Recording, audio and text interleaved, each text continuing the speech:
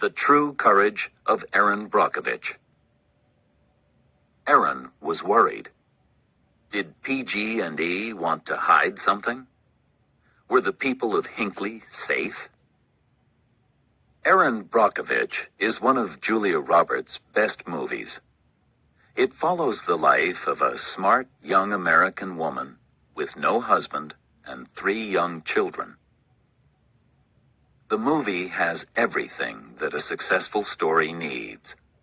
Lots of action, strong people, and a happy ending. But most surprising of all, Erin's story is true. Erin was in trouble. She had no money, no job, no husband, and 3 young children.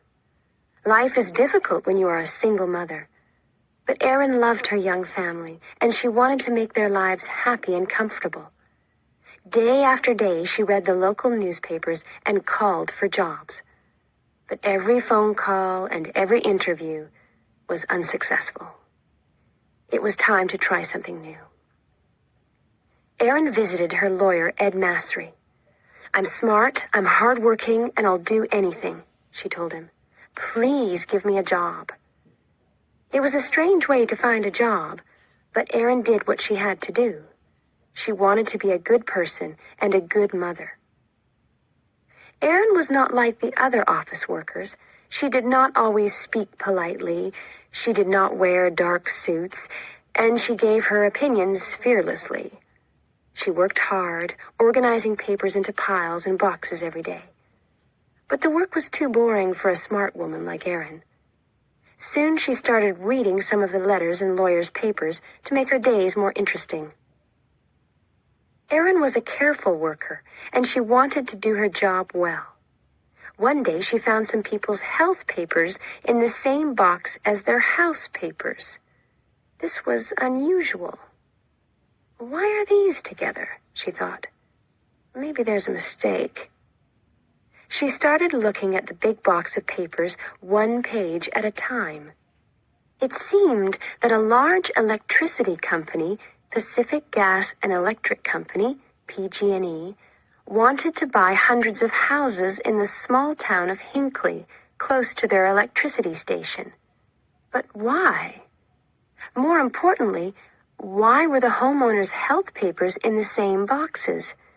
It was a mystery. Erin could not sleep that night. She was worried.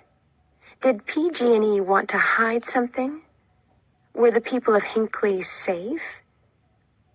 Erin was already a busy woman with her own problems. She had little time to worry about other people. But deep inside, Erin felt that something was wrong.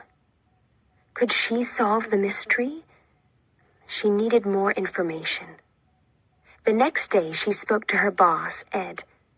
With his help, Erin started looking more closely at the papers. Erin discovered more and more strange papers in the Hinckley box. She realized that there was a serious problem. She loved her family, and she wanted to spend more time with them. She wanted to see her children grow up. But people in Hinckley were very sick, and only Erin knew about it. She wanted to help. So she bravely decided to solve the Hinckley mystery alone. Erin visited people in Hinckley and spoke to them about PG&E, their houses, and their health. She wanted to find the true story. Erin was not a lawyer. She was friendly and interesting, and the people of Hinckley liked talking to her. They told her that PG&E was a good company. It made their water safe, it paid for their hospital tests, and it offered good jobs. But Erin was not so sure. Erin always got what she wanted. Now she needed help and information. She was working alone, but this did not stop her. She called and visited scientists, doctors, and lawyers. She talked to anyone who could help her. And every day she worked hard. At last, she got the piece of information that she really needed. PG&E was poisoning the water near Hinckley. PG&E is one of the biggest companies in the U.S., and people liked and trusted it. But Erin realized that the company told lies. The water was safe, they said, but they were poisoning it. Erin was not important, famous, or rich. She was not even a lawyer. But she decided to fight against PG&E for the people of Hinckley. She knew that she had to help in every possible way. How many people were poisoned in Hinckley? Was anyone in danger? Erin returned to the town to find out. People knew Erin now. They trusted her, and they talked honestly about their health problems. Hundreds of people in Hinckley had terrible illnesses, and some were dying. As Erin listened to the great problems and worries in these people's lives, she became very angry. PG&E knew that it was killing people. It was expensive to clean the water from its electricity station, so the dirty water ran into Hinckley's river and drinking water. Now the company wanted to buy the houses and keep the secret. It was not worried about the people who became sick. It was worried about possible payments to those people. Money was a big problem for Ed Masry, too, at this time. Erin's work was important. He knew that. But lawyers only get paid when they win. It was almost impossible for a small local law office to win against PG&E. Ed was afraid. But he was a brave man, too. He trusted Erin, and Erin's courage and hard work carried them through the most difficult times. From start to finish, Erin's work for the people of Hinckley took more than 5 years. During that long and difficult time, Erin and Ed made a great team. As Erin talked to different Hinckley people, her name and face became famous in the town. She had to be careful, though. She did not want PG&E to know about her work.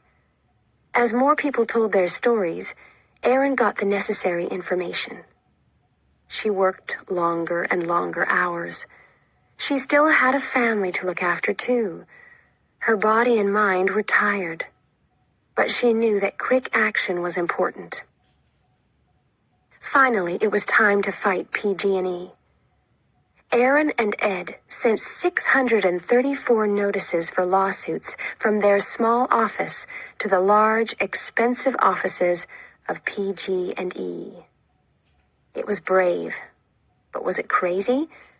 PG&E was a dangerous enemy. Was this the end for Ed's company? When PG&E received the notices for the lawsuits, its lawyers immediately realized the danger. The sick people of Hinckley wanted a lot of money from the company. More lawyers were brought in on both sides. The lawsuits were too big for Erin and Ed alone. But Erin continued to work on them. The Hinckley people were her friends now. She truly loved them, and she knew more about their lives and problems than anyone. So Erin, Ed, and the lawyers from other companies worked together to do their best for the people of Hinckley. After months of hard work, important lawyers in expensive clothes filled a small courtroom. PG&E bosses sat quietly in their chairs, trying not to look worried. Erin was nervous and excited. She thought about her friends in Hinckley, and she remembered the long years behind her. As the judge spoke his final words, she listened silently. PG&E had to pay $333 million to the people of Hinckley. It was the largest amount of money for this type of lawsuit in the history of the United States. This also gave hope to other ordinary people and small law offices. And when PG&E stopped poisoning the water at Hinckley, hundreds of people's lives were saved. After their fight against PG&E, Erin and Ed had enough money to stop working forever. But today, Erin is still working for Ed's office. She is not a lawyer. She always liked to do things her own way. And she has not changed. She says that she is proud of the movie, but her health, her family, and the people of Hinckley are more important. Today, she works for other ordinary people who are fighting against big companies. Her courage and hard work continues to help people and save lives.